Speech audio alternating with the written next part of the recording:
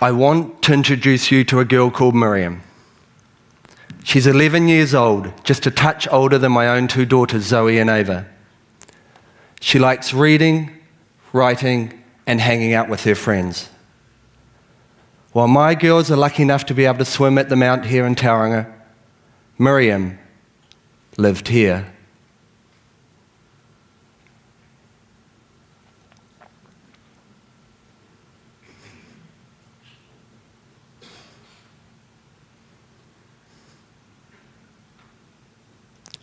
I'm Mike Seawright, and while I grew up in Hawke's Bay, ReliefAid, the organisation that I founded, delivers aid to families living in war zones such as Syria. People often ask me, what's it like working in a war zone? Bloody difficult is probably the best way to describe it. You go to work in the morning wondering if you're going to get hit in an airstrike. You check the road outside your home to see if anyone's waiting to kidnap you. And what little sleep you get, and there's not a lot of that, is broken by the sounds of fighting and shelling outside your home. But working in the worst places in the world is also truly inspiring, and I count myself lucky to do the work that I do.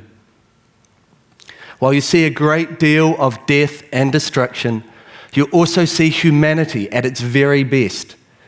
And this humanity has shown me that while we may look different, wear different clothes, or have different homes, families are fundamentally the same the world over. I was privileged to see this in Yemen a few years ago. I was working in the north of the country on the Saudi-Yemen border, delivering medical aid. A massive bombing campaign was underway, targeting schools, hospitals, and cities such as Sada, where I was living. One of the things we do when we set up a hospital in these war zones is we share our GPS coordinates, our location, with the warring parties. But despite this, our hospitals such as this one, were still being attacked. Even having worked in war zones for a long time, the situation was particularly difficult. Airstrikes were raining down on us day and night, and I was often forced to rush my team into our bomb shelter as our building and the buildings around us shook from the force of the explosions. We were seeing thousands of critically injured patients each month, but one day we were given a rare gift. This gift was little Ahmed. He'd been admitted to our trauma centre after his home had been hit in an airstrike. Now I get that it's difficult for us to understand what life is like for children such as little Ahmed. So as you sit here today, just imagine if right here, right now, Tauranga was surrounded by war. You're sitting with your family in your home on the avenues. You only have a kerosene lamp for lighting as the last power station got destroyed 2 days before. The fighting outside your home is absolutely intense. Anti-aircraft guns and fighter jets are blasting away around you.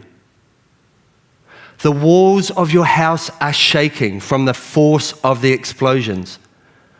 But you continue to play cards, Ludo, Cluedo, whatever, just so your kids don't think about what's going on outside your home. Just when you think things can't get any worse, there's a massive explosion and a huge shockwave rolls over your home. You're covered in dust and debris, that white powdery stuff you see on all the news articles. And you look up to see your child about to be crushed by a falling wall. What do you do? As a parent, what do we do? Do you run for cover, or do you protect your kids? Well, this was exactly the choice faced by Ahmed's uncle and father when they dived on top of him to protect him from the blast that hit their home. This selfless act, an act any of us would do for our own kids, undoubtedly saved his life. Ahmed still sustained serious injuries, including burns down one side of his body, but our doctors were able to patch him up, and he was later discharged from our hospital alive. So I get, as we sit here at the Trinity today, that war zones such as Syria and Yemen may seem a long way away. But as I've seen, families really are the same the world over. So how does a small town Hawke's Bay lad, whose father's a teacher and mother's a nurse, get to delivering aid on the world's front lines? Like many of us here today, I went abroad and did my big OE. Like pretty much all Kiwis, I ended up in London, surprise, surprise. And I got work in investment banking, making loads of cash. I had a 50-foot yacht, houses in affluent neighbourhoods, and I was about to buy a Porsche. If I'm honest, I was absolutely loving it. Fancy toys, partying with my mates. What wasn't there to love? But I had this feeling that I needed to do more for society than simply collect toys. A mate of mine came to visit. He'd been working for an aid agency in South Sudan. We got talking, and this feeling, I guess a combination of duty and raw excitement, became really strong. So strong, in fact, that after a few quiet beverages, I managed to convince him to get me an aid job. Number of interviews, written tests, reference checks followed. It was a long process. They wanted to validate why they should give me, someone with no aid or Africa experience, a job, and I was finally offered the role. It was pretty exciting times, but not without a great deal of fear and apprehension. I was about to change everything. But the offer forced me to consider what my legacy would look like when I kicked the bucket, something I'd never done before. A month later, I'm living in the bush in Sudan. To say it was a steep learning curve would be the understatement of my life. I really was the possum in the headlights. I was getting death threats from local warlords, malaria kept laying me up in bed, and I was sharing my toilet, of all things, with a spitting cobra. Hardly Hawke's Bay living, is it? But the harsh conditions confirmed why I should be doing this. And weirdly, I was happy. But let me tell you a bit more about Maryam, the little girl from Aleppo I mentioned earlier. 2 winters ago, Maryam needed a warm coat, as temperatures in the north of Syria were close to freezing. Aleppo city wasn't yet besieged, this was still to come. And we were conducting our very first aid delivery as an organisation, running the gauntlet of Castillo Road, the only road into opposition-controlled Aleppo. All vehicles, including our trucks, were being targeted by government planes and ground forces, and our drivers, the most incredible people that you'll meet, were taking massive risks getting our aid supplies, our blankets, mattresses and clothing into the city. Maryam's family had lost everything, having been forced to move from home to home as they were progressively bombed. She was also extremely cold, as she'd lost all her winter clothing. Life wasn't great, but as we see with our own kids, they are resilient. And while she was still scared, she continued to play with her few remaining friends. Our trucks and supplies made it into the city, and we started our distribution of winter clothing. We gave Maryam a red winter's coat, much like the ones we provided to these orphans here in this photo. Little did we know we would not see Maryam for another year.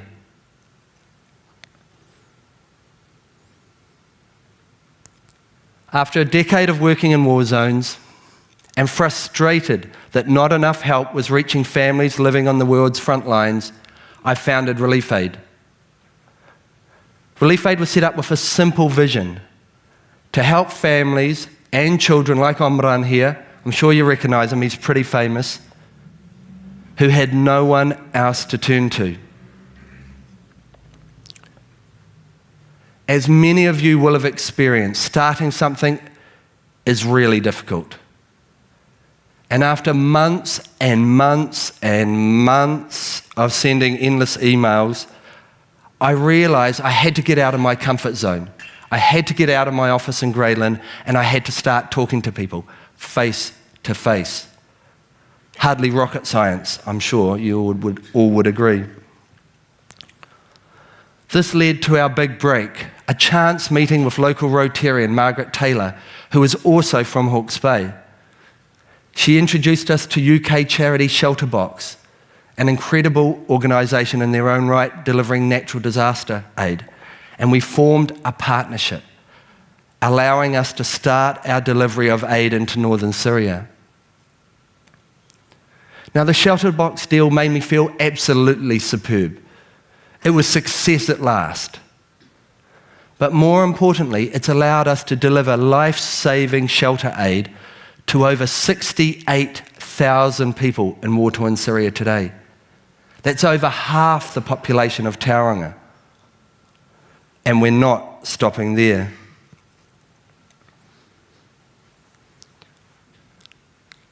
People also ask me, what can we do when the world's problems are so big?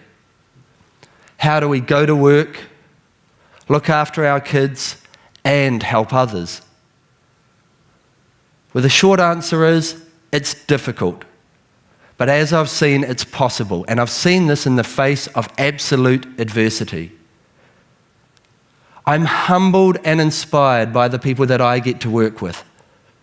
Men and women who, despite facing extreme challenges of their own, commit their time and sometimes their lives to helping others. The commitment and dedication of our Syrian teams stand out. Last year, 2 of our staff were shot and killed by a sniper in Aleppo. Our teams, having lost homes and relatives, could be excused for thinking they'd done enough. They were working in arguably the most dangerous place on earth, and the loss of our colleagues hurt deeply. I felt anger and guilt as I'd failed to keep them safe. We called a meeting to discuss whether or not it had simply become too dangerous to continue. The very worst had happened. Unanimously, they felt their work, our work, required them, in fact, obligated them to continue. They were not going to give up.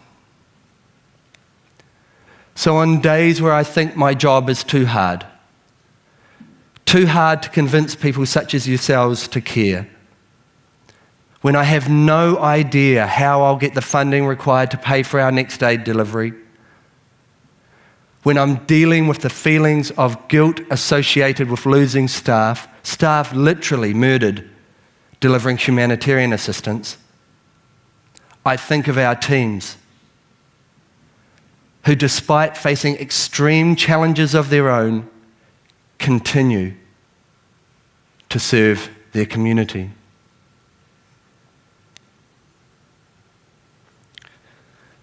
Unfortunately, things for Maryam and her family were not going well. It'd been a year since we'd given her a red winter's coat, and the situation in Aleppo had deteriorated considerably.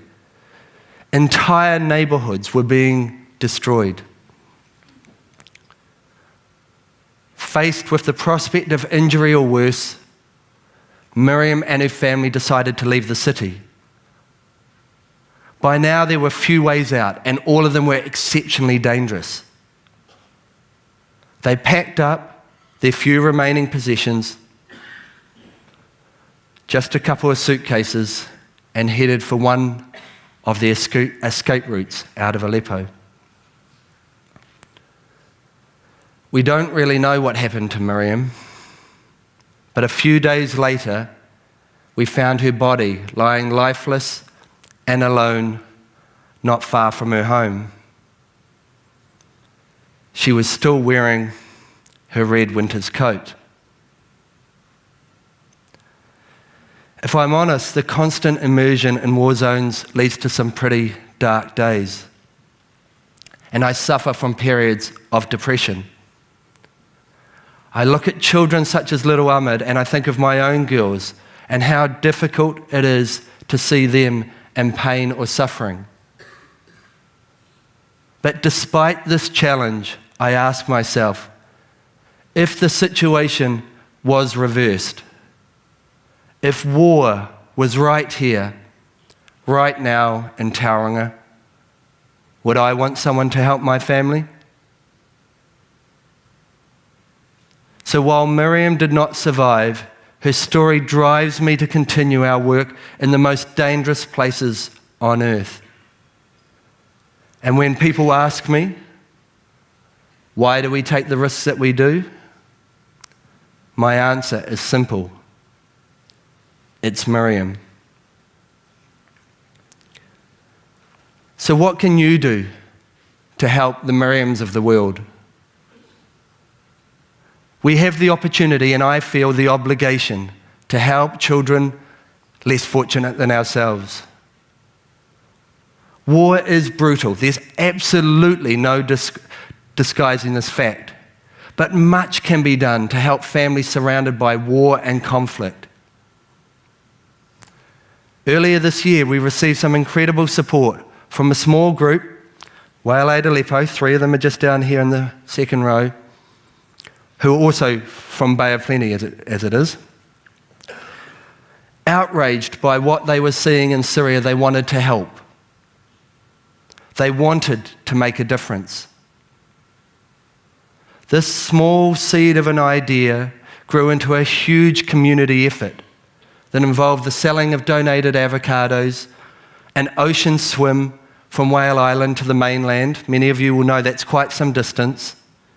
And a charity dinner, just to name a few.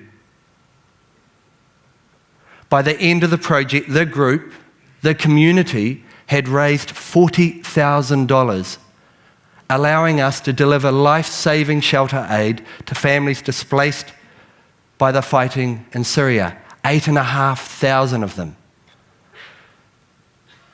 I think you'll agree, an incredible effort for a community that numbers only 3,000 residents.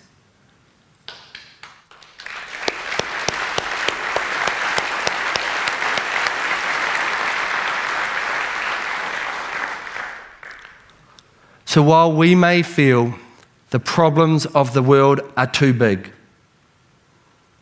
as I have seen, together we can make a difference to those less fortunate than ourselves. Differences such as this. Thank you.